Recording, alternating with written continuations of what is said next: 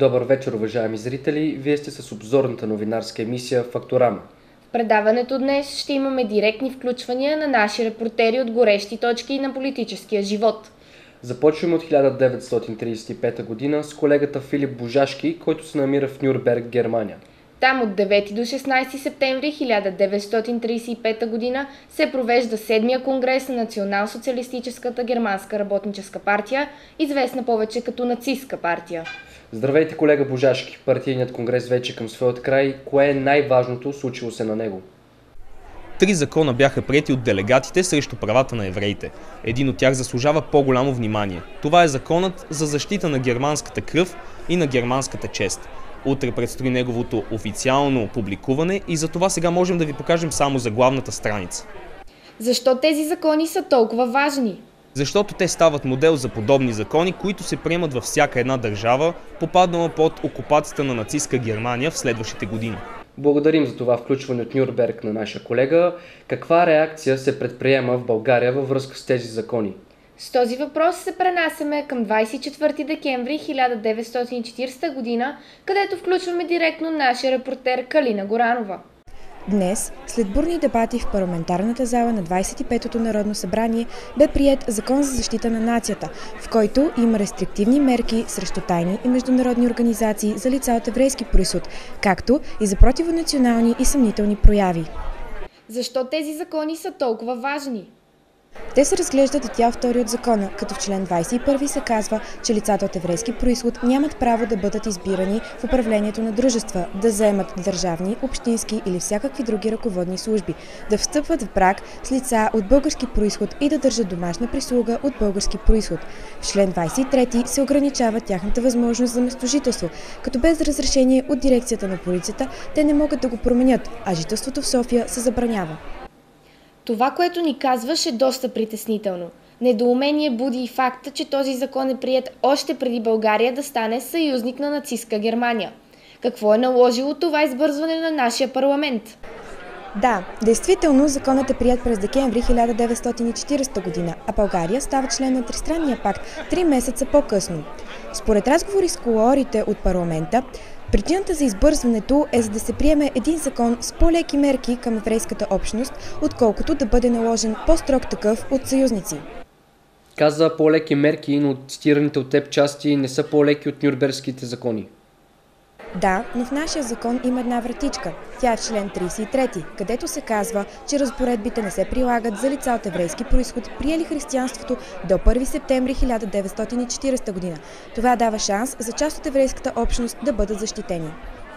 Благодарим ви за това включване. Ние отново се пренасяме към Германия, където е нашият репортер Димитър Димитров. Датата е 20 януари 1942 година, а мястото вила Марлиер край Ванзее. Сградата зад мен току-що приключи съвещанието на представители на министерствата и други властови структури на нацистка Германия. Предложено бе ново решение на еврейския въпрос – изселване на евреите на изток, кодово наименование на плана за изтребване на евреите в концлагери на територията на Полша. Какво конкретно съдържа това ново решение? То представлява списък, с който разполагам в момента за броя на евреите, предвидени за унищожаване във всяка държава. Колко е общия брой за Европа и конкретно за България? Срещу името на България стои числото 48 000. Особено внимание заслужава броя на евреите в Албания – 200 души. Това свидетелства за мащабите на замисленото окончателно решение на еврейския въпрос, което трябва да засегне всички евреи, до последния. За цяла Европа броят е 11 милиона.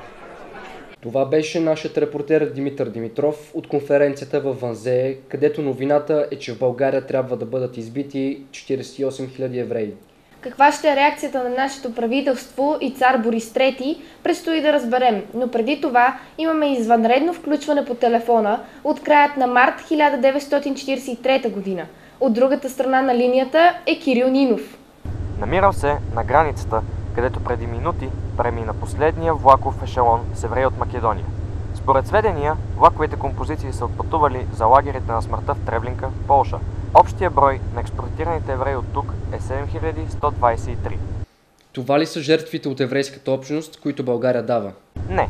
Към тях трябва да се добавят и тези, които с кораби през лом от 4 до 11 март 1943 година са заминали за Виена. Така общата бройка е 11 374 души. Защо цар Борис III не предприема никакви мерки срещу това принудително отвличане, би го нарекал? Причината е, че информацията за това идва твърде късно при него, когато вече композициите са извън територията на страната. Като свое оправдание той казва, цитирам: "Това бяха бивши гръцки поданици от Солунско, върху които нямам никаква юридическа власт и за това ръцете ми бяха вързани." На телефона бе нашият репортер Кирил Нинов с данни за депортирането на 11 384 души от Беломорска Тракия и Македония. Ние продължаваме нашата емисия с включването на репортера ни Радина Младенова, която се намира пред двореца. Здравей, Радина! Здравейте! На 20 май 1943 г. в двореца влезе вътрешния министър Петър Габровски с два плана за решаването на еврейския въпрос в България. Първият предвижда депортирането на всички евреи в лагера Треблинка, Полша, а втория изселването на софийските евреи в провинцията. Доста напрегната политическа ситуация. Надяваме се на благоприятен развой в близките часове. Колеги, току-що получих потвърждение, че цар Борис III се е съгласил на втория план, като е изтъкнал, че евреите са му нужни за строителството на ЖП линии и пътища. След тази благоприятна развръзка на еврейския въпрос у нас, очакваме да разберем каква ще е реакцията на Германия.